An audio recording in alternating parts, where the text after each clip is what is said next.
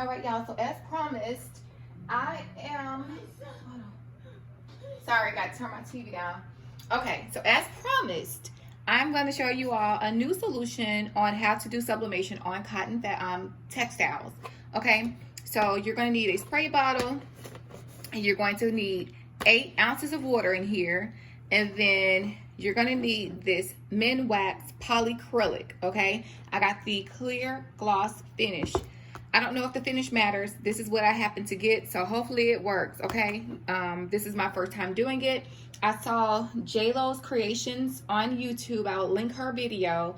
This is originally how I saw this idea. She's the first person who I've seen to do it this way, and I'm going to try it. So I will be sure to link her video so you guys can check her out if you want to see how she did it. So at any rate, 8 ounces of water, 2 tablespoons of this polyacrylic. All right, so the price for this was $22. This was $17 and some change, and then this was $3 and some change. So $22, and look how much you're getting. Okay, 2 tablespoons is nothing out of this. I mean, I can use this probably forever. And when I bought this, these are 4 ounces, so I got 2 4-ounce bottles off of Etsy. And so again, you know, you be the judge. And I think I paid around, it's on sale now because I just looked, but I paid around 20 some odd dollars for this. So price wise, they were about the same, but what you get and obviously how they work are going to be totally different. So yeah, let's go ahead and make the solution.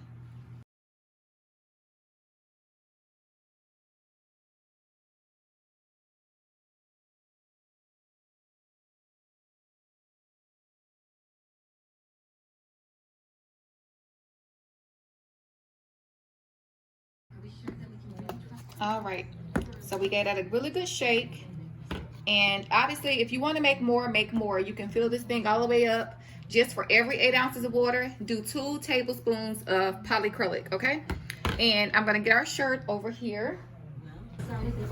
I've been wanting to do this project on these 2 little shirts I got from Hobby Lobby. They were on clearance, so I've been waiting to use them for something. So this will be perfect. I'm gonna do like a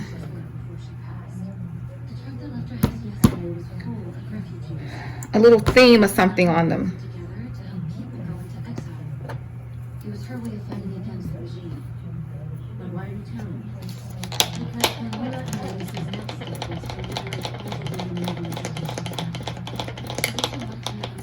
I want to spray, honey, but is it open? Oh, my spray bottle wasn't open. And pretty much you want to like really get this thing wet. I don't like the spray bottle. I'm gonna be honest with y'all because it doesn't have the oopsies. I kind of broke this.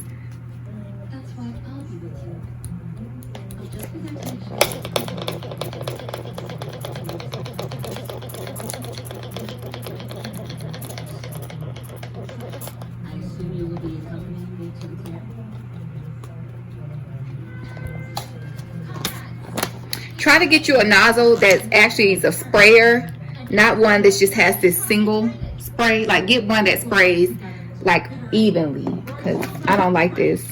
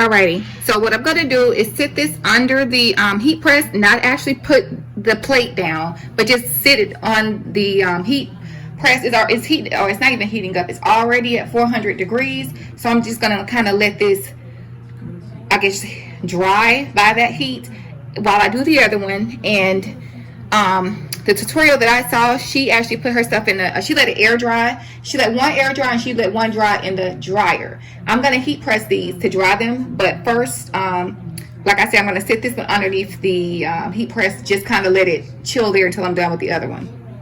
Okay. Probably should use gloves too. Sorry. You should probably use gloves. All right. And out of that solution, we started out with 8 ounces. I'm probably at like the 5 ounce line. All right. So this too will go under the heat press, and see you guys over there.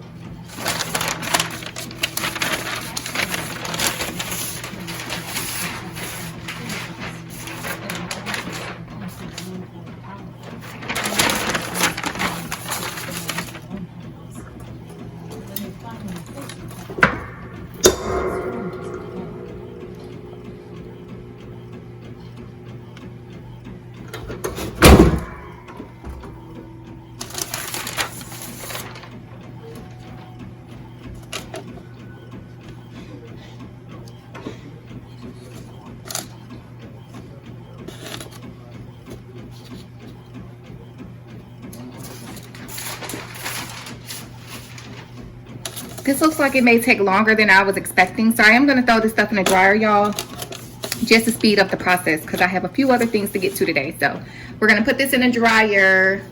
All right, you guys. So basically, here we have it. Okay, this is our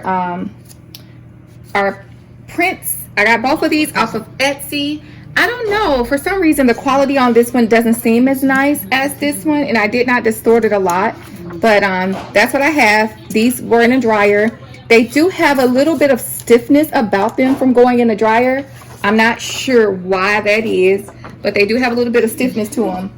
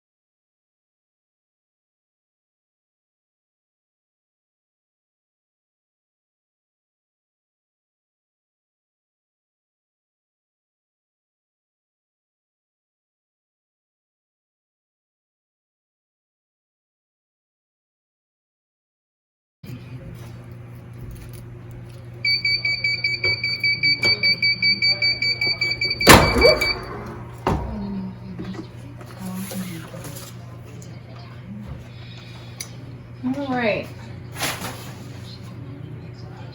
So it's hot, as y'all know.